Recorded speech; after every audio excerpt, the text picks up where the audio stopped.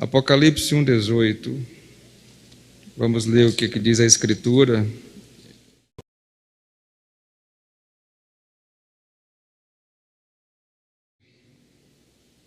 O homem, ele foi feito para viver distante da morte. A morte é algo tão atípico ao ser humano que todo ser humano tem medo da morte. A nossa natureza, ela é aversa à morte. Nós não queremos contato com a morte. Romanos capítulo 5, versículo 12 vai dizer que por um homem entrou o pecado no mundo, e através do pecado entrou a morte. E a morte veio a todos os homens, e ele encerra o versículo dizendo que todos pecaram. Romanos capítulo 3, versículo 23 vai dizer que todos pecaram e afastados estão da glória de Deus. Todos, absolutamente todos. Romanos capítulo 6, versículo 23 vai dizer que o salário do pecado é a morte, a recompensa do pecado é a morte. Ora, se todos pecaram, conforme Romanos 3, 23, e conforme o final do versículo 12 de Romanos 5, evidentemente que o que nos aguarda é a morte, porque todos pecaram. A morte é uma realidade, irmão, da qual absolutamente ninguém pode escapar, salvo um grupo especial que eu vou falar no final da mensagem. Gênesis capítulo 27, versículo de número 2, o patriarca Isaac disse: eis que já estou velho e não sei a hora da minha morte. Uma certeza ele tinha, que iria morrer, mas não sabe o momento que vai morrer. Hebreus capítulo 9, versículo 27 vai dizer que ao homem está ordenado morrer somente uma vez, vindo após isso o juízo de Deus. Portanto, não existe purgatório. O que existe é a máxima: todos vão morrer por causa do pecado. O pecado tem um alcance inimaginável e um poder destruidor indizível. Ele é catastrófico. Êxodo capítulo de número 20, versículo 5, se não me falha a memória, vai dizer que o pecado ele é tão catastrófico e o alcance tão inimaginável que Deus vai dizer: pois eu sou Deus zeloso, que visita a maldade dos pais nos filhos até a 3ª e 4ª geração. O pecado tem um alcance grande. Mas louvamos a Deus porque no mesmo versículo diz que Deus faz benevolência até 1000 gerações daqueles que o amam. Pois bem, a morte na realidade ela é o espantalho das nações. A morte veste de luto inúmeras famílias. A morte forma sulcos na face de toda a humanidade, seja pela perca de um ente querido, de um amigo, de alguém próximo. A dor da separação é algo terrível, quem já passou sabe. É uma dor que esmaga a alma e faz a gente chorar sem querer. A morte, ela vem de forma inopinada, ela não avisa. A morte leva dezenas de milhares de pessoas diariamente. O que entristece é que a maioria dessas pessoas passam para o outro lado da vida sem conhecer o autor da vida. Mas o que me chama a atenção, senhoras e senhores, é que nós estamos aqui na terra e mesmo sujeitos à morte por causa dos nossos pecados, E no dizer da Bíblia, os nossos pecados cheiram mal às narinas de Deus. Nosso pecado é como que se causasse ojeriza na alma de Deus. Seria mais ou menos como essa comparação ignorante que vou fazer agora. Se você vai passando por uma rua e no canto existe um animal já morto, já em estado de putrefação, com inúmeros bichos caminhando sobre aquele corpo em decomposição, o odor fétido exalando, e você vai naquela direção, naturalmente você coloca a mão no nariz, porque você não vai querer sentir aquele odor. Segunda reação instintiva é desviar-se daquele caminho. Você não vai na direção daquele animal morto. O apóstolo Paulo vai dizer, irmãos, que nós estávamos mortos nos nossos pecados. O germe do pecado caminhava livremente sobre a nossa vida espiritual, que estava em estado de putrefação diante de Deus. Não havia absolutamente nada que pudesse atrair a atenção de Deus. Não havia absolutamente nada na minha vida e na tua vida que pudesse fazer Deus olhar para nós e dizer: está aí alguém que merece investimento. Nada. Mas o interessante, meus irmãos, é que Deus, Ele resolve, Ele é quem decide, Ele é quem quer. E da eternidade Ele resolve nos amar de uma forma tal. A Bíblia tem 31.173 versículos, e esses versículos não são capazes de descrever com total originalidade o amor que moveu a eternidade e o coração do Pai da eternidade por nossa vida. O apóstolo Paulo vai dar um lampejo do que teria acontecido no coração do Criador. Filipenses capítulo 2, versículos 5 a seguir, ele vai dizer: de sorte que haja em vós o mesmo sentimento que houve em Cristo Jesus, o qual, sendo Deus, não teve por usurpação o ser igual a Deus, antes se esvaziou e se humilhou e assumiu a forma de homem.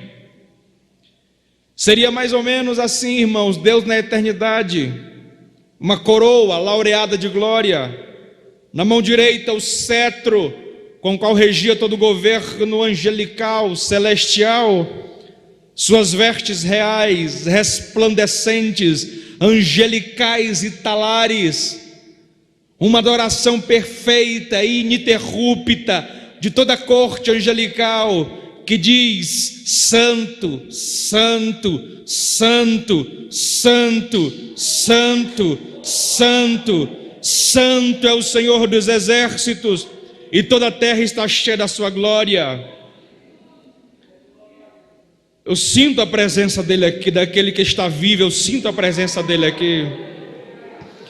Seria como se o coração dele agora fosse movido por um amor indizível, e da eternidade ele olha para o Cronos, onde nós habitamos, e onde reina a morte, ceifando milhares e milhares de vidas, e ele resolve nos amar, e esse amor tem uma força tão extraordinária, que move toda a eternidade, e Jesus agora retira a coroa laureada de glória, encosta o cetro que rege o governo celestial, retira suas vestes reais, resplandecentes, angelicais e talares, dá uma pausa momentânea na adoração ininterrupta e perfeita dos anjos, resolve sair da eternidade e, por obra e graça do Espírito Santo, encontra-se no ventre de uma mulher aqui na terra. E então Jesus nasce. A humanidade brada com grande galhardia, dizendo que o maior feito do homem foi pisar na lua. O maior evangelista de todos os tempos, moderno, Billy Graham, vai dizer que isto é um equívoco, porque o maior feito da humanidade, o maior feito da eternidade, Não foi o homem pisar na lua, mas foi Deus sair da eternidade e pisar na terra.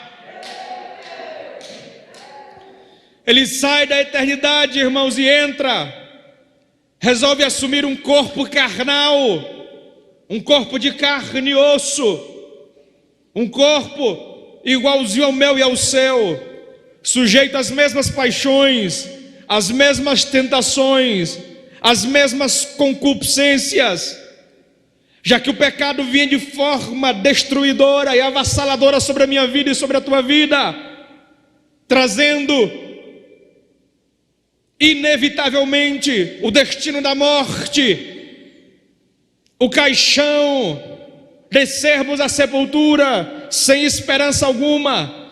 Jesus vem ao nosso encontro, e o interessante, senhoras e senhores, é que o apóstolo João vai dizer que o maior mistério da eternidade foi a encarnação do Verbo. Se não me falha a memória, Evangelho de João, capítulo 1, versículo 14, e diz: e o Verbo se fez carne.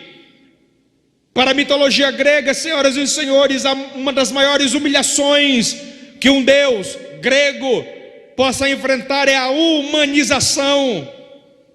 Quando João diz que o Verbo se fez carne, ele está dizendo nada mais e nada menos que o próprio Deus resolveu se fazer carne. Por quê? Porque ainda no Evangelho de João, capítulo 1, versículo 1, ele vai dizer: no princípio era o Verbo estava com Deus, e o Verbo era Deus. Ou seja, Deus não teve em nenhum momento a usurpação ou orgulho de ser Deus, mas por causa desse amor ele resolveu se esvaziar, se humanizar. Se para a mitologia grega a maior humilhação para um Deus é a humilhação, Jesus resolveu se humilhar, dando a maior prova de amor por todos nós.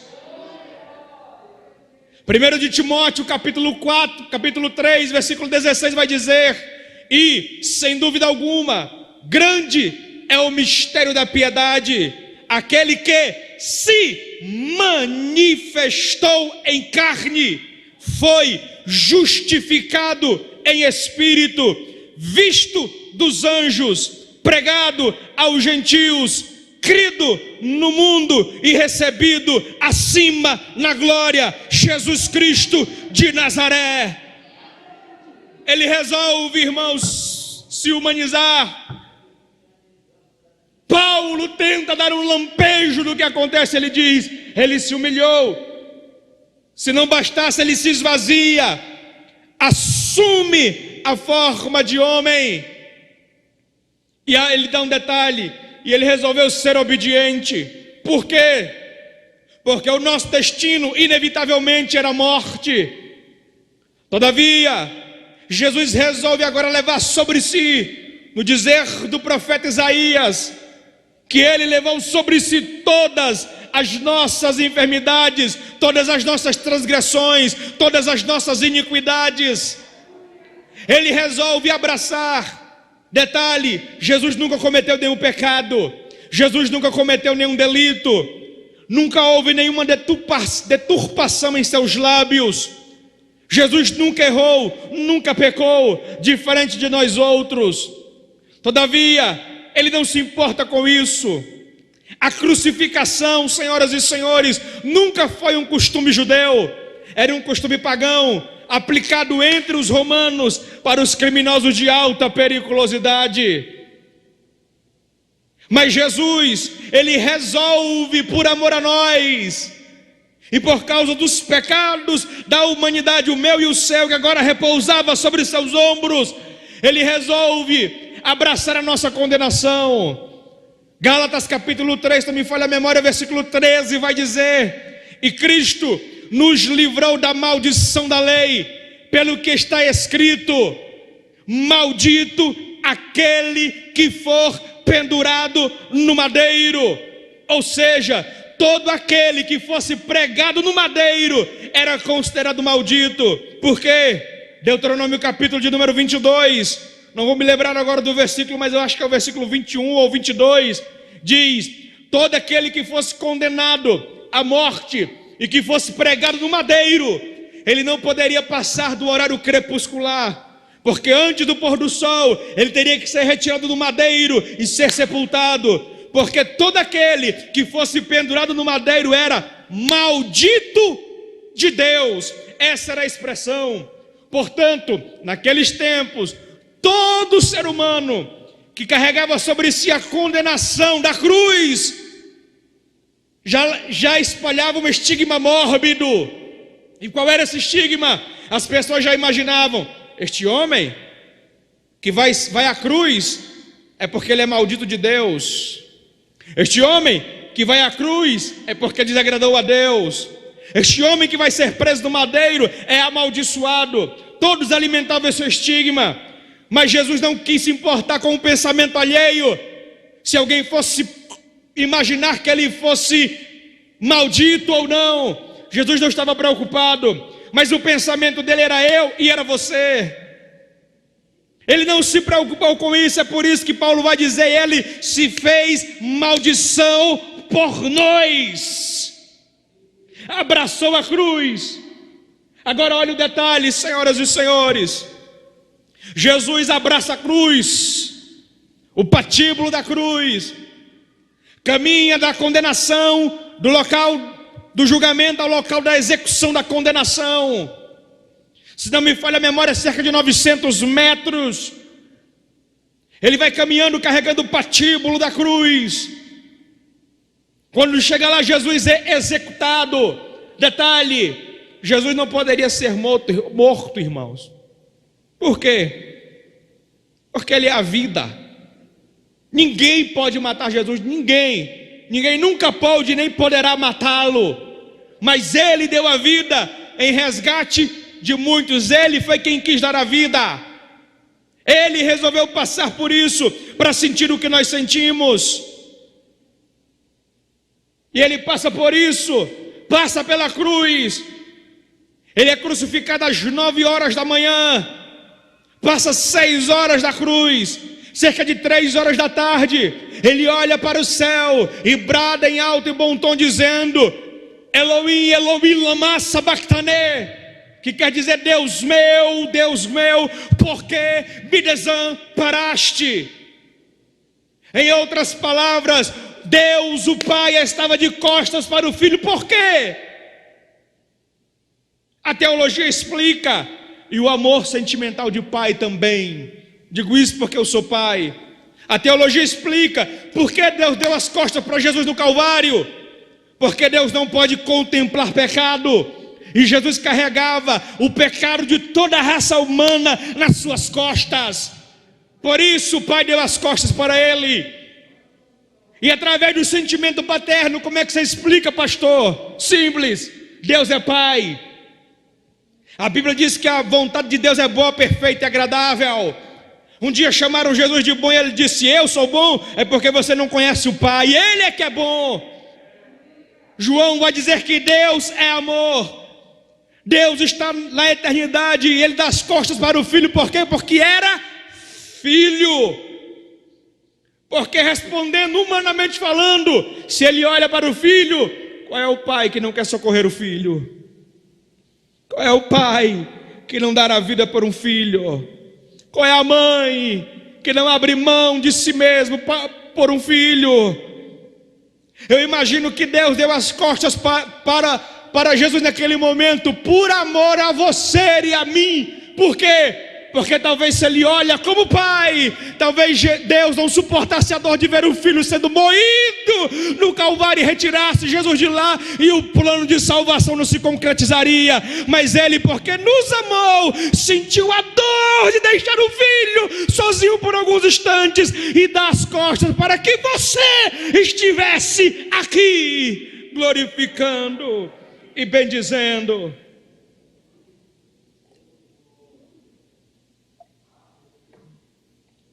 O que eu acho interessante, irmãos, é que quando às 3 horas da tarde, Jesus olha para o Pai e diz: Pai, a obra que me deste a fazer, ela está consumada. Ela está consumada. E ele diz: em tua mão eu entrego, em tuas mãos eu entrego o meu espírito. Jesus tomba a cabeça sobre o peito e morre. Morreu. Cumpriu-se, porque o salário do pecado é a morte. O inocente, mas que carregava o pecado meu e seu, Jesus morreu. Mas o interessante, irmãos, é que Jesus morreu e passou 3 dias no seio da terra. Agora olha o detalhe, irmãos. Qual é o tema do congresso? Pronto. Jesus morreu e ele é sepultado. A partir do momento que o coração para de bater, irmãos, o corpo começa a entrar num processo, irmãos. Eu não vou saber descrever à luz da ciência. Se eu não me engano, acho que tem uma médica aqui da última vez que eu preguei, a senhora, né? Só deve saber melhor do que isso, evidentemente. Mas o corpo, quando você morre, irmãos, passa-se algumas horas, o sangue começa a descer para as partes mais baixas do corpo. Passa-se algumas horas, entra no rigor mortis, o corpo começa a ter rigidez cadavérica. Alguns órgãos, como por exemplo o cérebro, é o primeiro a se desfazer. Dependendo da temperatura, ele vira um caldo viçoso. O corpo, passados-se alguns dias, começa a entrar em decomposição. O que eu acho interessante, irmãos, é que Jesus morre. O corpo de Jesus poderia muito bem passar por todos esses processos, porque ele passou 3 dias morto. Mas sabe o que é interessante?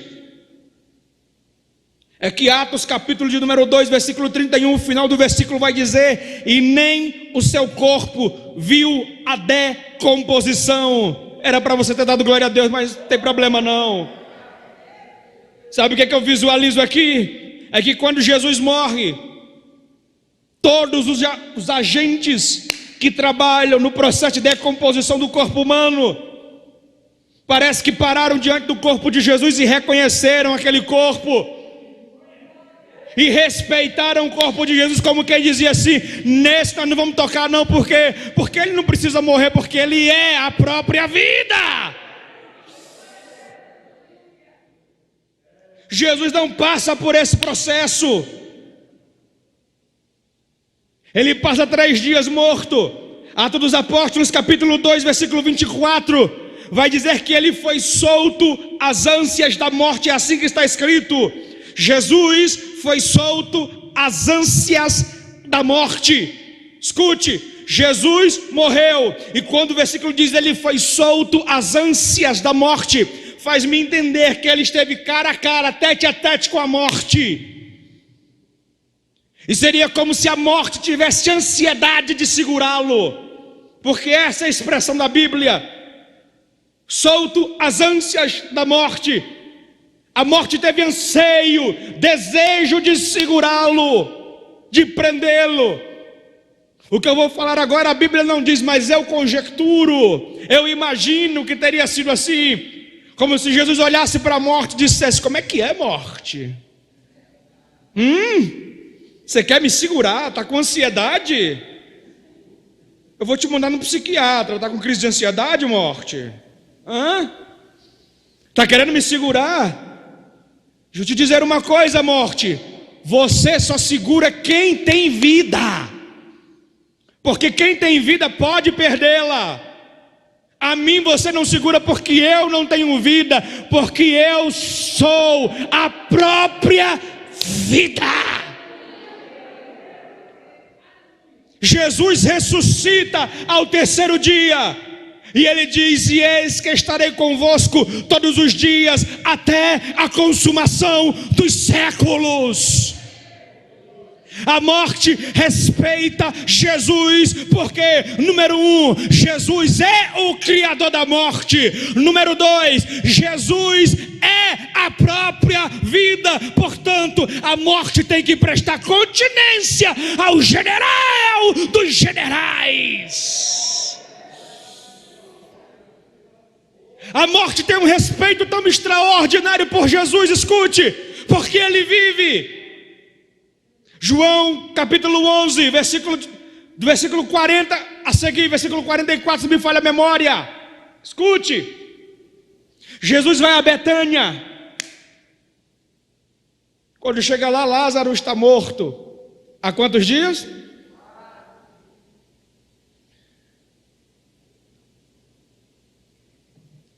Tem gente que fala umas bobagens, irmãos, que eu fico... Não, Jesus foi no 4º dia, porque existia uma lenda que até o 3º dia o Espírito ficava rondando.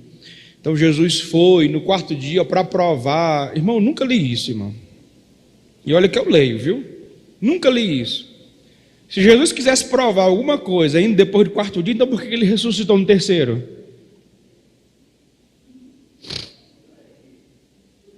Não é? Jesus foi lá porque ele quis, irmão. No 4º dia acabou. Agora olha interessante, veja como a morte respeita Jesus.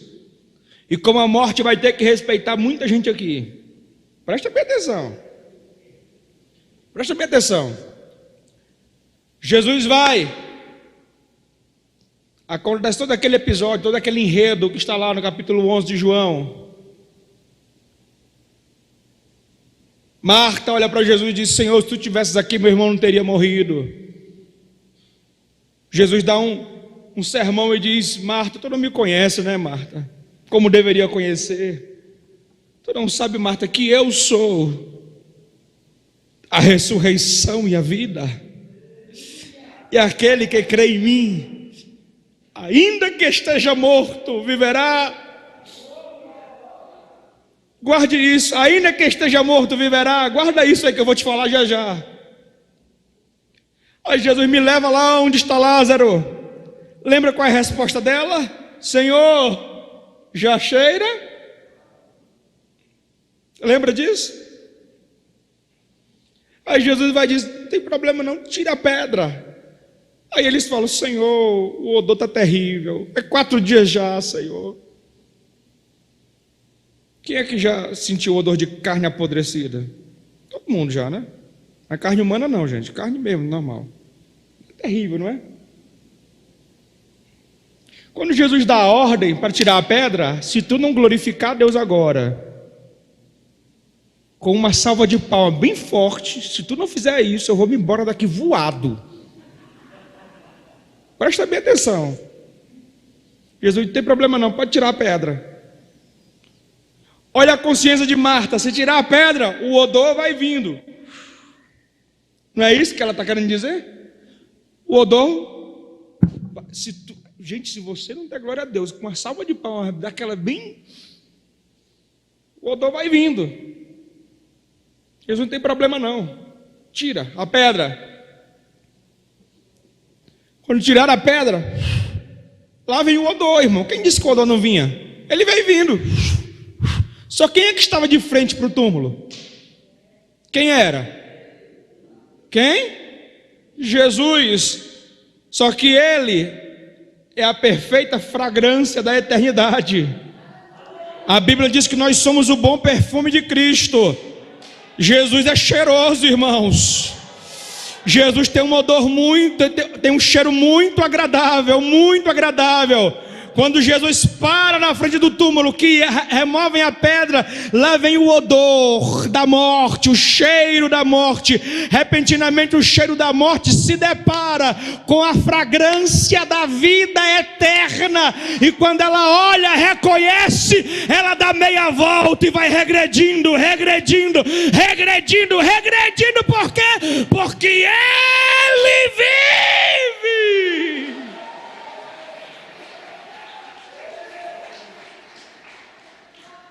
Ela já reconheceu o odor da morte, já reconheceu, já olhou: opa, não, vamos voltar, volta. volta para dentro, volta, volta. E quando o andor inteiro volta, Jesus brada: Lázaro! Escute, Lázaro já tinha morrido, seu espírito já tinha sido levado pelos anjos. Só que Jesus, no dizer do profeta Isaías, ele é o pai da... Pronto. Se ele é o pai da eternidade, quando Jesus brada, a sua voz ecoa na eternidade. Quando ele diz: Lázaro, vem para fora, é como se a voz de Jesus ecoasse na eternidade, de uma forma esplendorosa, alcançando o espírito de Lázaro, e ele ouve a voz, e os anjos trazem novamente o espírito de Lázaro, e aquele corpo que estava informe começa a se recompor. Era 4 dias. Eu imagino o cérebro, meu irmão. Dependendo da temperatura, irmão, o cérebro se desmancha com uma agilidade tão terrível. Vira um caldo viçoso, um negócio. E de repente o cérebro, opa, acorda, porque está voltando. Olha o espírito me voltando aí. Vamos, se junta. Agora quer ver outro mistério? Se tu também não der glória a Deus agora. Ainda bem que essa igreja aqui fala muita língua estranha, não é?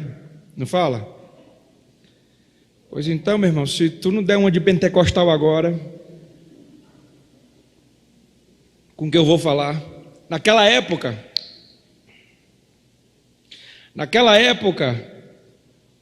quando a pessoa morria, havia um processo para poder sepultar o corpo. Não era de qualquer jeito, não. Dava um banho no corpo, pegavam lençóis de linho, molhavam numa substância. Isso não é mumificação não, tá, irmãos? Passavam numa substância, que eu não me lembro agora quais os produtos que iam, mas um deles era mirra. Passava na substância, e o pano molhado ainda, começava a enrolar o corpo. Enrolava os pés, as pernas, as mãos estavam assim, e iam enrolando, enrola a cabeça, enrola tudo. Isso com aquela substância estava úmida no pano, molhado ainda. E quando secava, irmão, como é que ficava o pano? Não chegava a virar, não chegava a ficar rígido como gesso, mas tinha lá a sua rigidez. E era pano, irmão. Quer fazer um teste? Chega em casa, pega lá 20 rolos de papel higiênico. Papel higiênico mesmo. Pode gastar tudinho. Você enrola todo o teu corpo, depois tenta se mover com ele. Todinho. O interessante é que Lázaro está lá dentro. A sepultura era uma caverna, irmãos. Havia uma escadaria. Lá dentro havia vários compartimentos. Lázaro está dentro de um daqueles compartimentos. Quando Jesus diz: Lázaro, vem para fora, se você ler no versículo 44 a seguir ali, eu não me lembro qual de cor, vai dizer que quando Lázaro veio para fora, Jesus disse: agora desatai os seus pés e mãos, e tirai a faixa da cabeça. Eu pergunto, como é que ele saiu lá de dentro, irmão?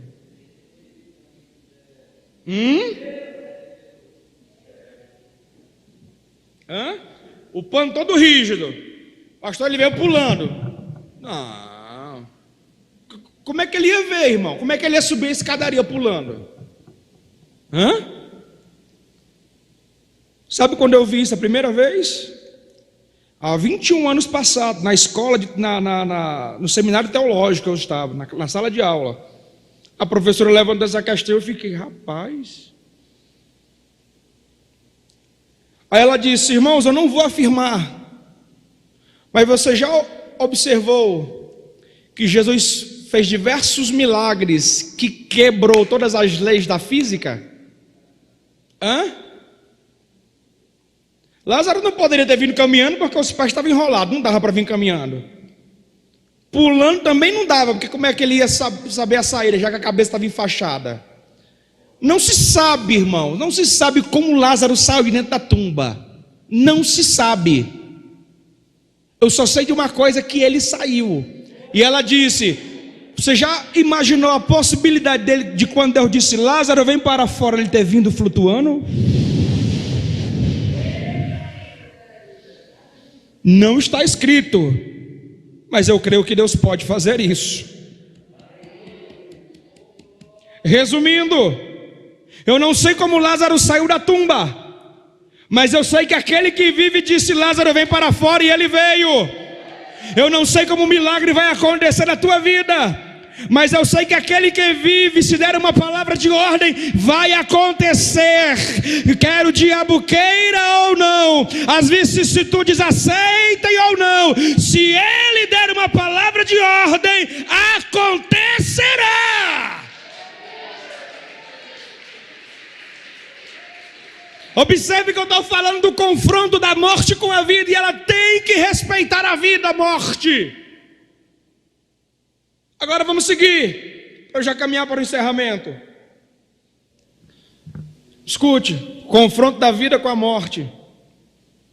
Agora olha só, lembra que Jesus disse, Marta, eu sou a ressurreição e a vida, quem crê em mim ainda vai viver? Pois bem, o versículo de número 18 diz que ele vive, ele foi morto, e no final ele diz, e eu tenho as chaves do quê?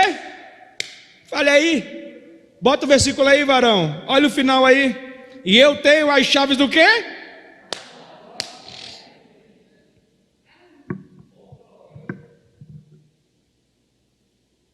Olha só, ele tem as chaves, ele é quem manda, porque ele vive. A morte para o cristão não tem mais força. Já diz o reverendo Napoleão Ribeiro Falcão, a morte para um crente seria como se fosse um cavalo, onde nós montamos, damos com a espora nos lombos do cavalo e dizemos, anda, nos leva até a presença de Deus.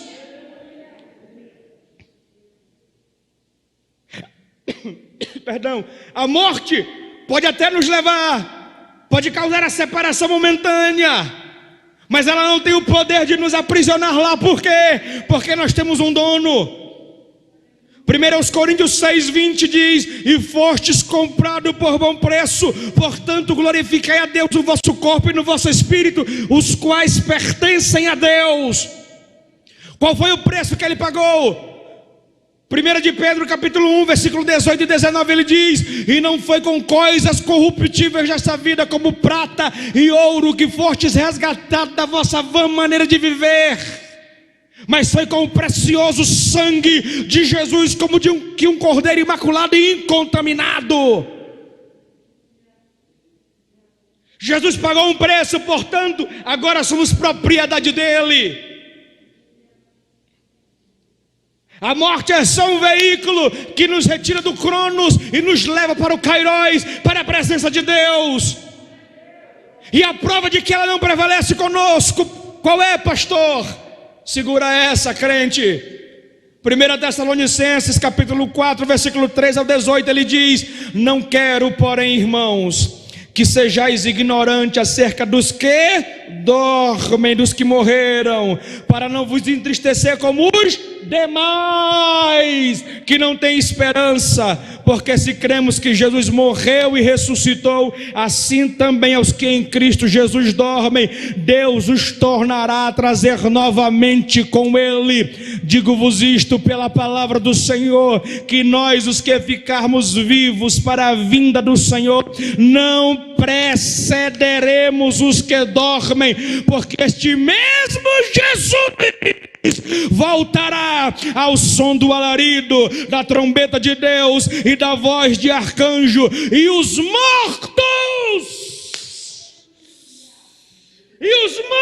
em Cristo ressuscitarão primeiro, depois nós, os que ficarmos vivos, seremos juntamente com eles arrebatados ao encontro de Jesus dos ares. Portanto, consolai-vos uns aos outros com estas palavras.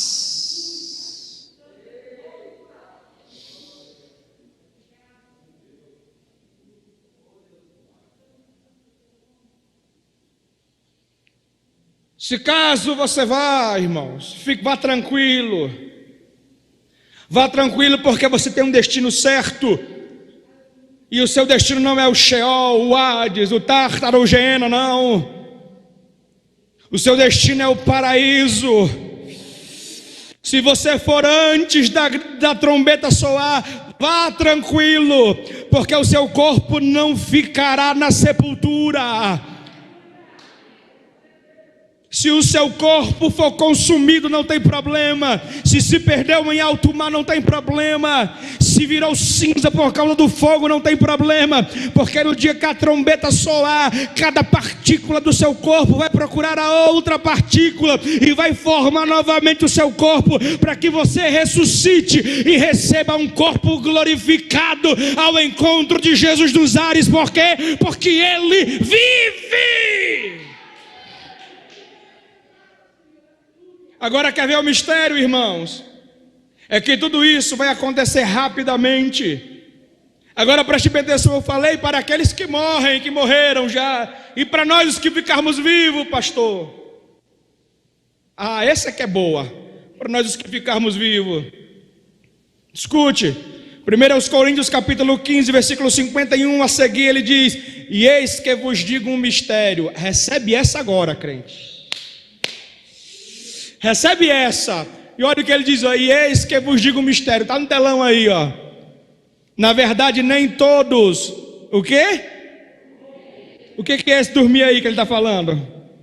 Nem todos morreremos. Olha aí, vai recebendo, crente. Mas todos seremos transformados num momento, num abrir e fechar de olhos, ante ao toque da última trombeta, porque a trombeta de Deus soará e os mortos ressuscitarão incorruptíveis. Agora olha aí o que diz aí: nós seremos transformados, porque é necessário que isto que é mortal se revista da imortalidade, isto que é corruptível se revista da incorruptibilidade.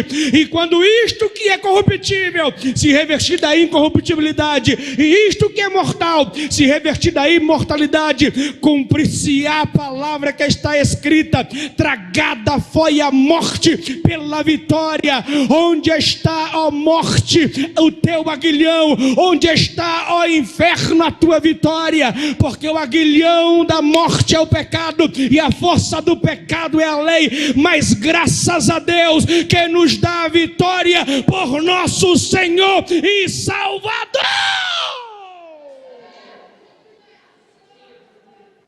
Oh, aleluia! Você não está entendendo, crente? Sabe o que Jesus está dizendo para você hoje? Eu vivo, e porque eu vivo, o seu corpo vai ser transformado. Nós passamos, irmão, eu vou te dar um exemplo, irmão. Quando eu fiz 40 anos,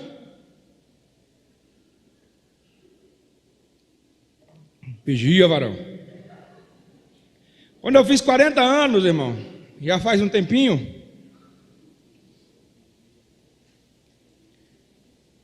aí a minha mãe estava comigo, ela disse: meu filho, quando eu fiz 40 anos, eu quase entrei em depressão. Eu não queria envelhecer, Jean. Falou uma verdade, irmão. Quem quer envelhecer? Ninguém, irmãos. Processo natural da vida. Porque quando a gente envelhece, a gente perde o vigor físico, irmãos. A gente perde a tenacidade da pele. Pode deixar a cumbuca todinha aí, meu irmão. A gente não quer envelhecer, irmãos. É natural virem os problemas de saúde, é natural, irmãos. a vista fica mais embaçada, natural. Quem quer ficar doente? Ninguém, irmãos. Quem quer num acidente perder um membro do corpo, perder uma perna? Ninguém, irmãos. Ninguém quer ser deficiente físico, como cego, por exemplo, paralítico, ninguém, irmão, ninguém quer ser, irmãos. Ninguém. Agora, porque ele vive, irmãos, porque ele vive, ele fez uma promessa para todos nós, irmãos. Mesmo com o corpo já envelhecido por causa da ação do tempo, ou doente, por causa de alguma patologia, ou deficiente físico, ele manda dizer: não se turbe o vosso coração, crede em Deus, crede também em mim. Por quê? Porque na casa de meu pai há muitas moradas. E o que isso resolve? Resolve, sabe o que, senhoras e senhores? Que no dia que a trombeta soar, o seu corpo vai ser transformado. Se o seu corpo hoje está cansado por causa da velhice, não se preocupe, porque você vai receber um corpo glorificado. Se o seu corpo hoje sofre por causa de alguma deficiência, alegre-se, porque naquele grande dia o seu corpo receberá um corpo glorificado. Se você não tem visão, naquele dia você vai enxergar. Se hoje você não caminha, naquele dia você vai correr, porque você vai receber um corpo transformado, glorioso, e seremos transformados. A Bíblia usa uma expressão, irmãos, isso é um antropomorfismo. A Bíblia diz que nós teremos um corpo da estatura de um varão perfeito. Humanamente falando, irmãos, fisicamente a estatura de um varão perfeito é de um garoto de 22 anos. Por quê? Porque um garoto de 22 anos está no todo o seu vigor, corre, sobe, desce, faz um TAF, né, irmã? Desce de uma forma voando, não é? Hoje eu vou fazer um TAF, meu Deus, é uma agonia. É mais ou menos assim, só que será muito mais esplendoroso, muito maior. Não cabe na nossa consciência. Nós receberemos esse corpo transformado. E detalhe, irmãos, numa fração que equivale a 7 milésimos de segundo. O que é isso, pastor? 7 milésimos de segundo? É esse piscar de olho que você está dando aí agora. Você não está olhando para mim, não está fazendo assim? Pois então, põe a tua vida em ordem, sabe por quê? Porque vai acontecer que num piscar desse teu olho aí, se você não tiver em dias, vai ficar só você e esses bancos aqui. Ah, não entendeu não, né? Pode acontecer até agora. A trombeta soar, vai ser num piscar de olhos. Os mortos em Cristo vão ressuscitar. Nós juntamente com Ele seremos transformados. O nosso corpo vai ser imortal, incorruptível. Subiremos ao encontro de Jesus nos ares, ao encontro do que vive. Para todos sempre estaremos com Ele. Agora, sabe o que é interessante? Eu encerro. O que é interessante? Que depois de todo esse processo, a Bíblia diz que o último inimigo a ser morto... Eu vou até beber água, porque eu acho que você não entendeu não.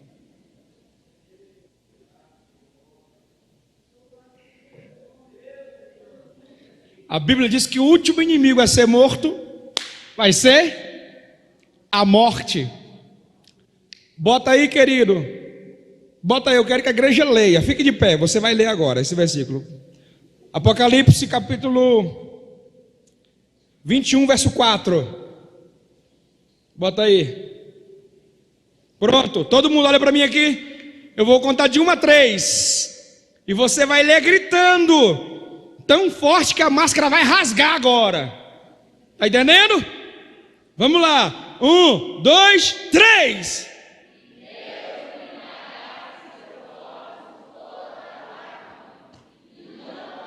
Não haverá o quê? Mais? Nem. Por quê? alegre a sua vida, porque chegará o momento em que Deus enxugará de nossos olhos toda lágrima. Por quê? Porque Ele vive.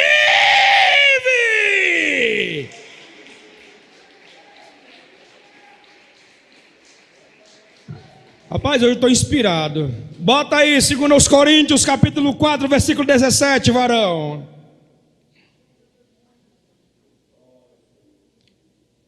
Vou contar de 1 a 3 de novo. Meu Deus. 1, 2, 3, vai!